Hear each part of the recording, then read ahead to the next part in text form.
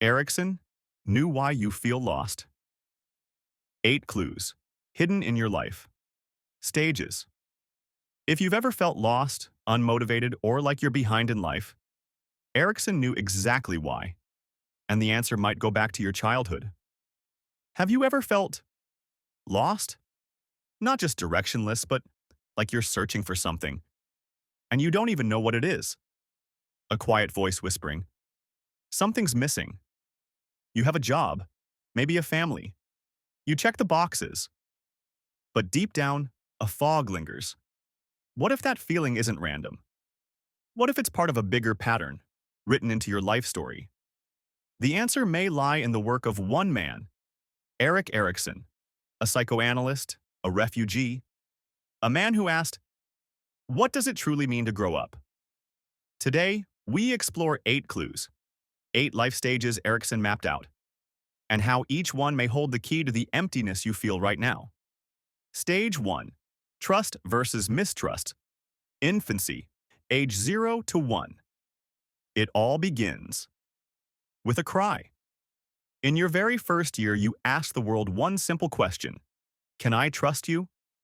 If your caregivers respond with warmth, food, and comfort, you develop trust, a belief that the world is safe. But if you're neglected, if cries go unanswered, you don't just grow up skeptical, you grow up guarded. That mistrust can echo into adulthood.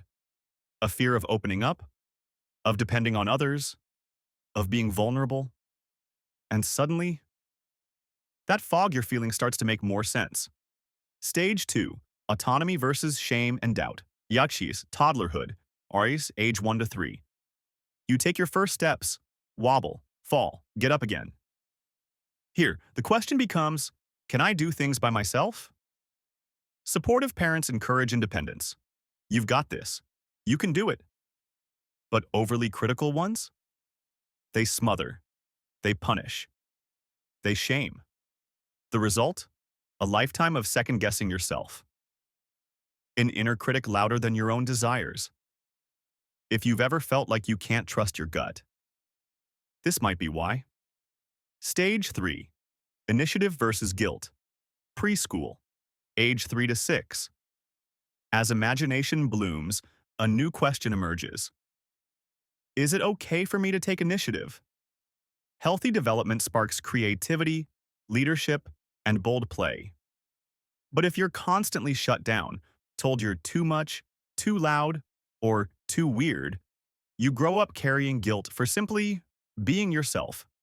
Fast forward to adulthood. You may feel stuck in hesitation, waiting for permission that never comes. Stage 4. Industry versus inferiority. School age 6 to 12. School, peers. The pressure to perform begins. The question, am I good at anything? Success builds confidence. Failure or comparison breeds inferiority. Were your talents nurtured? Or did you always feel behind? Adults stuck in this stage may fear competition, avoid challenges, or tie their worth entirely to achievement, a recipe for burnout and emptiness. Stage 5. Identity versus role. Confusion, adolescence, age 12 to 18. Now the question becomes deeper. Who am I?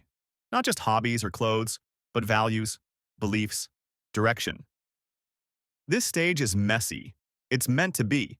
But if you skipped this, forced to grow up too fast, or shaped entirely by others, you may still feel like a stranger in your own skin. That lost feeling? This is its birthplace. Stage 6. Intimacy versus isolation. Young adulthood, age 18 to 40. The next challenge, can I build deep, meaningful relationships? This isn't just romance, it's connection, being truly seen. But if earlier stages failed, if trust was broken, identity unclear, you may fear intimacy or isolate. Not because you want to, but because you're protecting old wounds. Stage 7. Generativity versus stagnation. Middle adulthood, age 40 to 65. Middle adulthood brings a powerful question. Am I making a difference? Generativity means contribution, passing on knowledge, raising a child, creating art, mentoring someone. But if you feel disconnected, like you're going through the motions, you might be trapped in stagnation, a sense that life is moving, but you're not. Stage 8. Ego.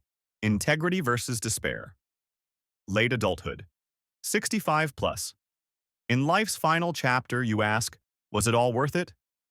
Those who find integrity accept their past, embrace the whole journey, joy and pain. But those filled with regret, they feel despair, as if it's too late to change. But here's the truth. As long as you're breathing, growth is still possible, even now. You don't need to master all 8 stages perfectly. No one does. But understanding them, that's power. The fog you're feeling, it's not failure. It's a clue, a sign that something in your story is still unfolding. Erikson didn't just give us a theory. He gave us a mirror to reflect on our past, to understand our present, and to shape our future with compassion, not just for others, but for the person you used to be and the one you're still becoming.